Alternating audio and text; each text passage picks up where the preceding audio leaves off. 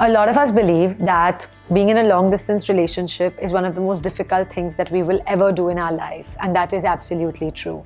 But what we don't realize about a long distance relationship is also that it makes the smallest and the simplest things so much more lovable, so much more important, and so much more significant. I am Ridhi Golechha. I'm a counseling psychologist and I've had over 10 years of experience. I've worked with a lot of clients who've been in long distance relationships, and we've done a lot of trial and error. And here are some of the things that have really worked for them to take that relationship to a beautiful level, and these are some of the tips that I'm going to share with you. Avoid excessive communication. Less is more. You don't need to speak to each other 12 hours a day. You don't need to exchange pictures of everything that happens in your day. That is putting so much pressure not only on the two of you but also on the relationship itself. To allow yourself to grow further.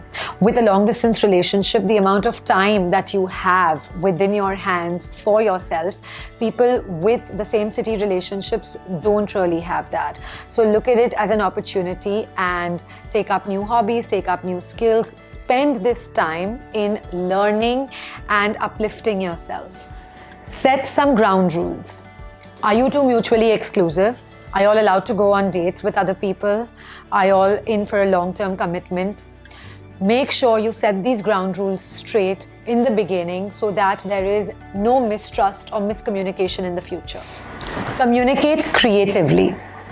Basically, apart from the good night and the good morning texts, something that could be a ritual between the two of y'all, which could be an exclusive ritual for y'all, you can creatively use your time apart by sending audio messages to each other, texts, long notes, letters, GIFs, voice notes. There is so much more you can do beyond phone conversations, and these could then become memories for the latter years of your relationship.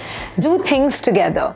It could be playing a video game online together. It could be watching a movie together on Zoom. Could also go take a walk together outside while video calling each other. Basically, set aside a certain time where you're going to both be available and present and doing something together apart from talking. Take up a common hobby. This could be taking up an art form or learning a skill like salsa or jive, or even learning coding if that's your thing.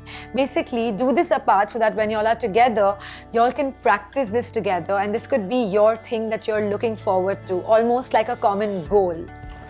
Make sure you're planning your visits. This is going to be the highlight of your relationship.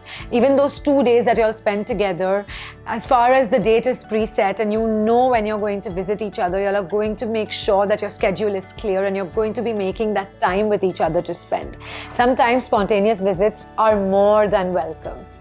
More than anything, looking at a long-distance relationship as an opportunity to go deeper within yourself, explore your hobbies, and set a lot of personal goals is extremely important. You can work on improving your self-worth. You can work on regulating your emotions. You can work on improving your relationships with friends and family. You can work on an important project that you've always been wanting to.